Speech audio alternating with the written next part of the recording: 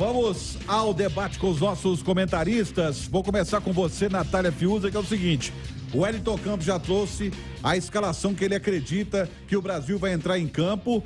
E se a gente pegar a teoria, é um volante só, com o Paquetá fazendo a função no meio campo, o Neymar também, 3 homens lá na frente para atacar a Sérvia. Gosta dessa formação? Você acha que é a formação ideal para a estreia do Brasil na Copa do Mundo? Romano, vamos dizer assim que eu vou dividir a sua pergunta em 2 respostas. Se eu gosto dessa formação, sim, é a minha formação preferida para essa seleção, porque eu acho que contempla as potencialidades de jogadores importantes em diferentes posições. Acho que dependendo, o Brasil não precisa mesmo ter 2 volantes. Eu gosto do Paquetá fazendo essa função mais recuada, eu gosto do Neymar como articulador e eu gosto muito do Brasil ter força e velocidade pelos lados do campo com Rafinha e Vinícius Júnior, sem ter que abrir mão de ter alguém dentro da área que seria o Richarlison. Então, é a minha formação ideal para essa seleção brasileira. No entanto, pensando o adversário, a Sérvia, não sei se o Tite terá tal convicção, porque é o adversário mais pesado desse grupo. Mas, ao mesmo tempo, se a gente for pensar as características do jogo da Sérvia, pode ser interessante, porque a Sérvia é um time que coloca muita gente no meio campo. Então, dar amplitude, alargar o campo, utilizar os jogadores pelas pontas, pode ser uma estratégia importante para o Brasil, justamente para descongestionar dessa marcação. A Sérvia tem jogadores que congestionam o meio, jogadores altos, jogadores de físico, né? Um jogo mais físico. Então, pode ser uma alternativa. Talvez neste caminho, neste pensamento, seja a opção do Tite, mesmo sabendo que com um volante só ele fica um pouco mais desprotegido contra um adversário que tem atacantes de muita qualidade.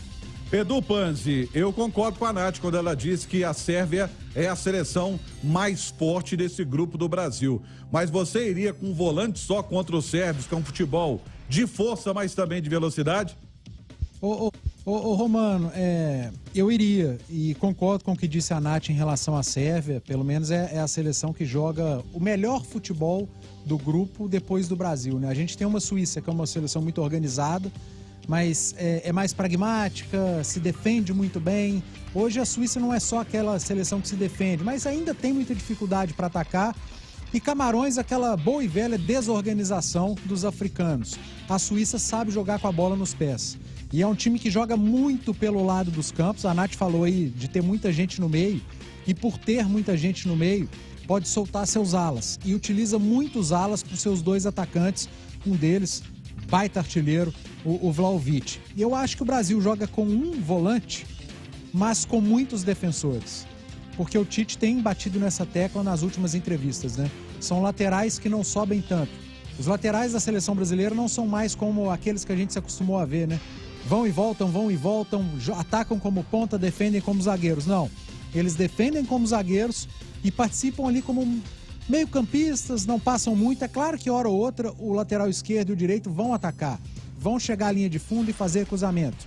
Mas não é padrão da seleção brasileira. Então, na hora de defender, você não precisa ter 2 volantes. Você vai ter o Casemiro defendendo com um volante próximo dele e mais 3 jogadores na retaguarda. Um dos laterais e 2 dos zagueiros. Então, são 5 jogadores prontos para defender. E a defesa da seleção brasileira começa lá na frente, na pressão na saída do adversário. Então, acaba que o Brasil se defende com muita gente e não com poucos. Então, não entra na minha cabeça isso de apenas um volante. São muitos defensores, tanto de origem quanto lá na frente. O Brasil começa a sua defesa lá na frente, pressionando a saída do adversário. E vai jogar com pontas para explorar isso que eu e Nath falamos agora há pouco, principalmente a subida dos laterais da Sérvia. Você vai ter Vini de um lado, Rafinha, Antony de outro lado, e os alas da Sérvia vão ter que tomar muito cuidado, viu, para atacar, Romano.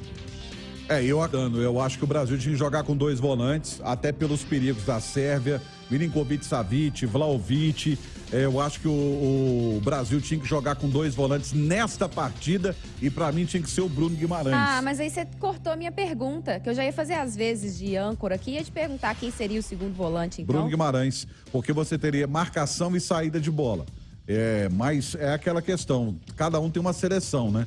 Pra esse jogo, agora pro Ferrolho, que a gente sabe que a seleção suíça tem, aí eu iria com o Paquetá, porque me agrada muito mais essa formação com o Paquetá do que com outro volante. o Tite achou o jeito dele jogar.